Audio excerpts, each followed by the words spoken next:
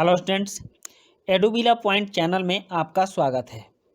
आज छुट्टियों के बाद हम करेंगे कक्षा 8 की वर्कशीट नंबर 24 और जिसमें कि हम लोग सामाजिक विज्ञान, सामाजिक और राजनीतिक जीवन पाठ 7 हाशियाकरण की समझ भाग 1 को करेंगे।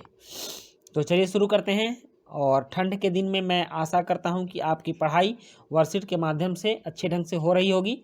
तो आप हमारे साथ बने रहिए, आपकी सारी वर्कशीट समय से इस चैनल पर अपलोड होती रहेगी।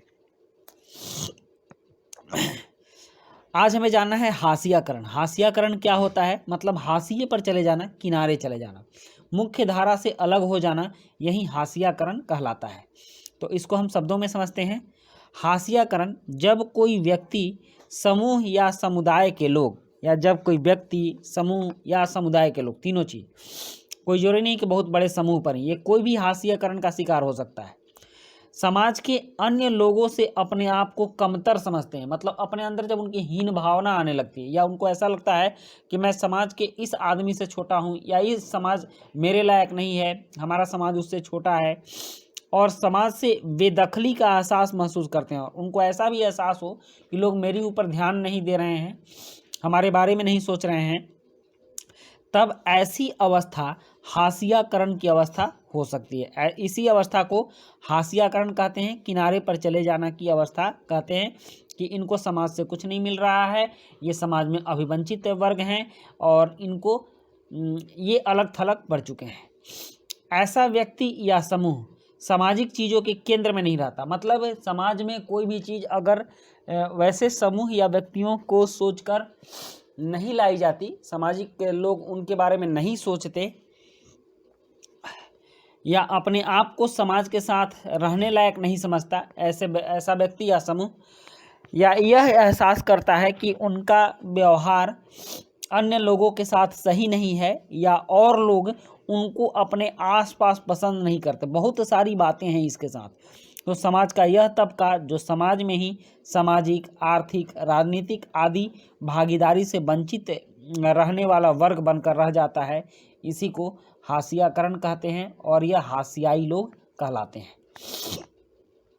समाज में हाशियाकरण की वजह हो सकती है, क्या क्या वजह हो सकती है?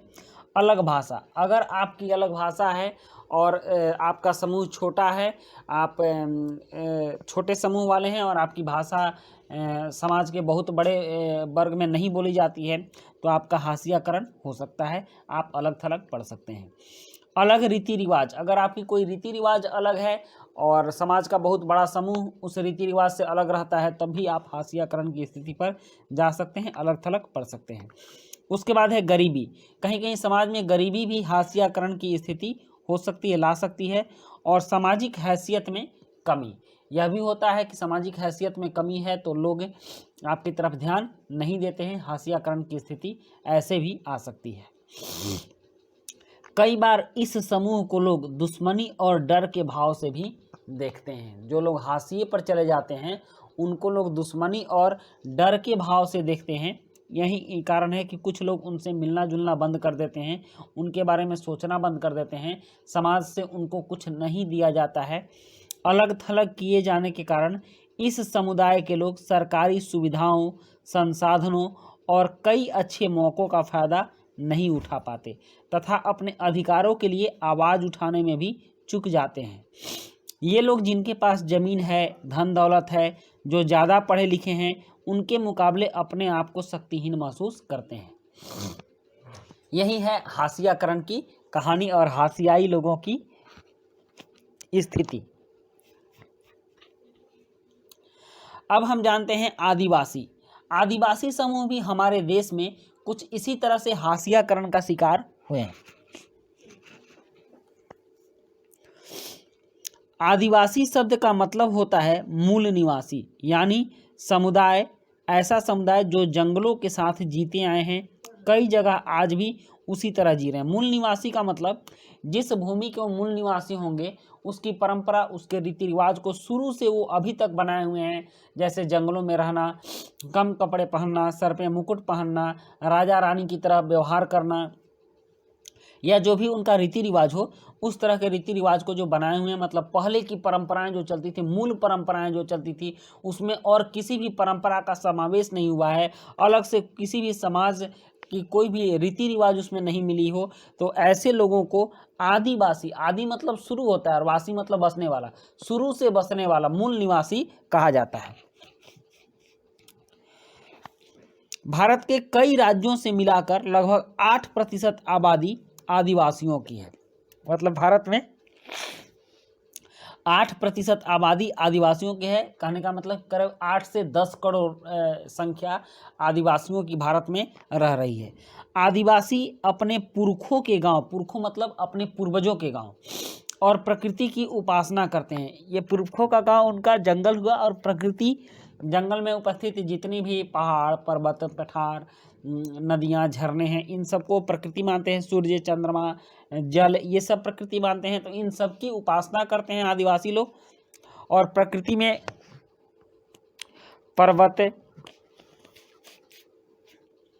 नदी, पशु आदि को अपना निवास स्थान मानते हैं। हमने किताबों और फिल्मों में आदिवासी के स्वरूप को देखा होगा।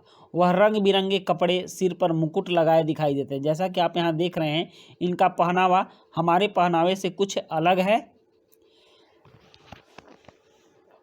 ये अपने पारंपरिक पोशाक में है, हमारी तरह जीन्स और शर्ट नहीं पहनते हैं। और जीन्स और शर्ट तो हमारे सभ्यता में पश्चिमी सभ्यता के मिश्रण के कारण ऐसा हुआ है। और ये लोग मूल रूप से ऐसा ही, शुरू से ऐसा कपड़ा पहनते आ गए हैं, ऐसे वस्त्र धारण करते आ गए, इसीलिए आज भी ये ऐसे ही वस्त्र धारण करते हैं। इनकी यही खूबियाँ इनको आदिवासी बनाती हैं, आदिवासी कहलाती हैं। आदिवासियों के लिए यह धारणा बनी हुई है कि वह आगे नहीं बढ़ना चाहते, बदलाव या नए विचारों से दूर रहना चाहते हैं, और उनका जीवन पुराने किस्म का और पिछड़ा हुआ है। ऐसी धारणा बनी हुई है आदिवासियों के लिए कि वो आगे बढ़ना नहीं चाहते हैं, उनका जीवन पिछड़ा हुआ है, पुराने किस्म का है, वे पढ़ना नहीं चाहते हैं, विकास करना नहीं चाहते हैं, जबकि ऐसी बातें नहीं हैं। आदिवासियों को आज हाशियाई और शक्तिहीन समूहों के रूप में देखा जाता है, क्योंकि ये समाज से अलग थलग, राजनीतिक क्रियाओं से अलग थलग और अन्य सुविधाओं से वंचित हैं, इसीलिए ये हाशियाकरण के शिकार हो गए हैं और हाशियाई समाज इनका हो चुका है। अपनी जमीनों से दूर होने के कारण गांव छोड़कर शहरों और कस्बों के उद्योग धंधों में, निर्माण कार्यों में कम कीमत पर काम करते हैं। अब इनको भी जीविका की जब कमी होने लगी, तब ये शहरों में आए और अपनी आवश्यकताओं की पूर्ति और जीविकोपार्जन के लिए इन्होंने अब शहरों का रुख किया, और कम कामों पर ये शहरों में काम पकड़ लेते हैं, क्योंकि इनकी आवश्यकताएं कम है, इनको वो पैसे भी लगता है कि ज़्यादा ही मिल रहा है, और इस तरह ये गरीबी और लाचारी के जाल में फंसते चले जाते हैं। तो अब इसके बाद एक क्रियाकलाप है, यहाँ एक क्रियाकलाप है जिसमें कि अपनी समझ के अनुसार एक आदिवासी का चित्र बनाइए। तो आप किसी भी आदिवासी का चित्र सिंपल रूप में ढूंढ लीजिएगा और उसमें आप बनाइएगा, उसमें उनके पहनावे को, उनके वेशभूषा को, और वो जो हथियार धारण किए रहते हैं उसको जरूर दिखाइएगा।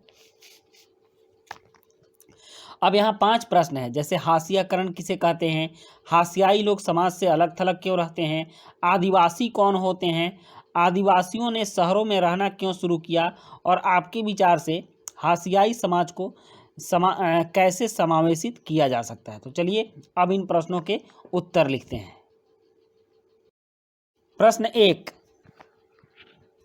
प्रश्न 1 है, हाशियाकरण किसे कहते हैं। तो इसका उत्तर है, जब कोई व्यक्ति, समूह या समुदाय के लोग समाज के अन्य लोगों से अपने आप को कमतर समझते हैं और समाज से बेदखली का एहसास महसूस करते हैं, तब ऐसी अवस्था को हाशियाकरण की अवस्था कहते हैं। उसके बाद है प्रश्न 2, हाशियाई लोग समाज से अलग थलग क्यों रहते हैं। तो इसका उत्तर है, हाशियाई लोग अपने आप को समाज के साथ रहने लायक नहीं समझता, या यह एहसास करता है कि उनका व्यवहार अन्य लोगों के साथ सही नहीं है, या और लोग उनको अपने आसपास पसंद नहीं करते। यही कारण है कि हाशियाई लोग, यहाँ हाशियाई होगा, लोग समाज से अलग थलग रहते हैं। उसके बाद प्रश्न 3 है, आदिवासी कौन होते हैं। तो इसका उत्तर है, आदिवासी समूह मूल निवासी, वैसे लोग जो जंगलों के साथ जीते हैं, कई जगह आज भी उसी तरह जी रहे हैं, आदिवासी कहलाते हैं। आदिवासी प्रकृति, पर्वत, नदी, पशु आदि को अपना निवास स्थान मानते हैं।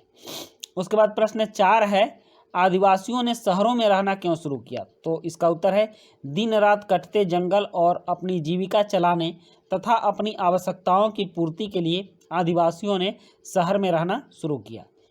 और फिर 5वां और अंतिम प्रश्न है, आपके विचार से हाशियाई लोगों को समाज में कैसे समावेशित मतलब मिलान किया जा सकता है? तो इसका उत्तर है, हाशियाई लोगों को समाज में समावेशित करने के लिए हमें उनके आवश्यकताओं पर ध्यान देना होगा। समाज में उनकी सामाजिक, आर्थिक और राजनीतिक भागीदारी को सुनिश्चित करनी होगी, तब जाके वो हमारे साथ मिलकर काम करेंगे। तो बच्चों, ये थी आपकी आज की वर्कशीट, और आज की वर्कशीट के सारे प्रश्न हमने कर लिए।